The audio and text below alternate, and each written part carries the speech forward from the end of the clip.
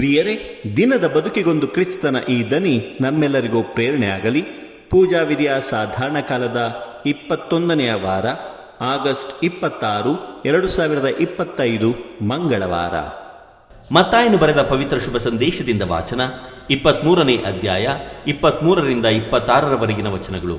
ಆ ಕಾಲದಲ್ಲಿ ಯೇಸು ಧರ್ಮಶಾಸ್ತ್ರಿಗಳನ್ನು ಫರಿಸಾಯರನ್ನು ಉದ್ದೇಶಿಸಿ ಹೀಗೆಂದರು: ಕಪಟ ಧರ್ಮಶಾಸ್ತ್ರಿಗಳೇ, ಫರಿಸಾಯರೇ, ನಿಮಗೆ ಧಿಕ್ಕಾರ!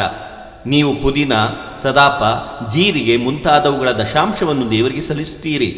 ಆದರೆ ಧರ್ಮಶಾಸ್ತ್ರದಲ್ಲಿ ಪ್ರಮುಖವಾದ ನ್ಯಾಯ, ನೀತಿ, ದಯೆ, ದಾಕ್ಷಿಣ್ಯ, ಪ್ರಾಮಾಣಿಕತೆ ಇವುಗಳನ್ನು ಬದಿಗೊತ್ತಿದ್ದೀರಿ.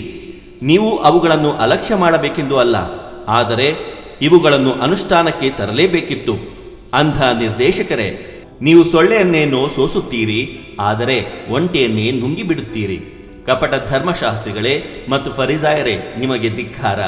ನೀವು ನಿಮ್ಮ ತಟ್ಟೆ ಲೋಟಗಳ ಹೊರಭಾಗಗಳನ್ನೇನೋ ಶುಚಿ ಮಾಡುತ್ತೀರಿ, ಆದರೆ ಅವುಗಳ ಒಳಭಾಗ ಕೊಳೆ ಹಾಗೂ ಲೋಭದ ಗಳಿಕೆಗಳಿಂದ ತುಂಬಿ ಹೋಗಿದೆ. ಕುರುಡ ಫರಿಸಾಯನೇ, ಮೊದಲು ತಟ್ಟೆ ಲೋಟಗಳ ಒಳಭಾಗವನ್ನು ತೊಳೆ, ಆಗ ಅವುಗಳ ಹೊರಭಾಗವು ಶುಚಿಯಾಗುವುದು ಎಂದರು. ಪ್ರಭುವಿನ ಶುಭ ಸಂದೇಶ. ಕ್ರಿಸ್ತರೇ ನಿಮಗೆ ಸ್ತುತಿ ಸಲ್ಲಲಿ.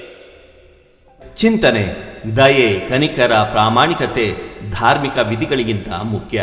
ಪ್ರಭು ಯೇಸು ಕ್ರಿಸ್ತರಲ್ಲಿ ಆತ್ಮೀಯರೇ, ಧಾರ್ಮಿಕರೆಂದು ಹೇಳಿಕೊಳ್ಳುವ ಅನೇಕ ಜನರು ನಿಜವಾಗಿಯೂ ಧಾರ್ಮಿಕರಾಗಿರುವುದಿಲ್ಲ. ತಾವು ಧಾರ್ಮಿಕರೆಂದು ಹೇಳಿಕೊಳ್ಳುವರಾದರೂ ಅವರು ನಿಜವಾದ ಧಾರ್ಮಿಕ ಜೀವನ ನಡೆಸಿರುವುದಿಲ್ಲ. ಪ್ರಿಯರೇ, ಧರ್ಮವು ಪ್ರೇಮದ ಕೆನೆಯಾಗಿದೆ. ಧರ್ಮವು ಧಾರ್ಮಿಕ ವಿಧಿಗಳನ್ನು ಆಚರಿಸುವುದರಲ್ಲಿ ಇಲ್ಲ, ಧರ್ಮದಂತೆ ನಡೆದುಕೊಳ್ಳುವುದರಲ್ಲಿ ಇದೆ. ಸತ್ಯ, ನ್ಯಾಯವನ್ನು ಎತ್ತಿ ಹಿಡಿಯುವುದೇ ಧರ್ಮ. ಬರೀ ವಿಧಿವಿಧಾನಗಳ ಆಚರಣೆಯು ಧರ್ಮವೆನಿಸದು.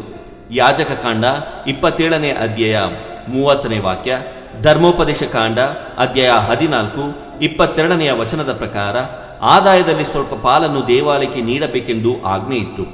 ಯಾಜಕರ ಮತ್ತು ಬಡವರ ಪೋಷಣೆಗಾಗಿ ಆದಾಯದ ಸ್ವಲ್ಪ ಪಾಲನ್ನು ನೀಡುವ ಪದ್ಧತಿ ಇತ್ತು. ಯಾಜಕ ಕಾಂಡ ಅಧ್ಯಾಯ 18 ವಚನ 20, ಧರ್ಮೋಪದೇಶ ಕಾಂಡ ಅಧ್ಯಾಯ 14 ವಚನ 28. ದಶಮಾಂಶದ ಪದ್ಧತಿಯಿಂದ ಬಡವರ ಶೋಷಣೆ ಆಗುತ್ತಿತ್ತು. ದಯೆ, ಕನಿಕರ, ಪ್ರಾಮಾಣಿಕತೆ ಧಾರ್ಮಿಕ ವಿಧಿಗಳಿಗಿಂತ ಮುಖ್ಯ ಎಂದು ಯೇಸುವಿನ ಬೋಧನೆಯ ತಿರುಳಾಗಿತ್ತು. ದೇವರು ನಮ್ಮೆಲ್ಲರನ್ನು ಆಶೀರ್ವದಿಸಲಿ. ಇದು ದನಿ ಮಾಧ್ಯಮ ಮನೆಯ ಕೊಡುಗೆ. ಧ್ವನಿ ವಂದನೆಯ ಸ್ವಾಮಿ ಶಾಂತಕುಮಾರ್ ಜೆ, ಬೆಂಗಳೂರು ಮಹಾಧರ್ಮ ಕ್ಷೇತ್ರ.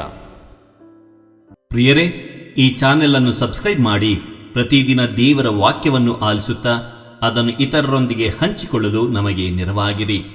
ಧನ್ಯವಾದಗಳು.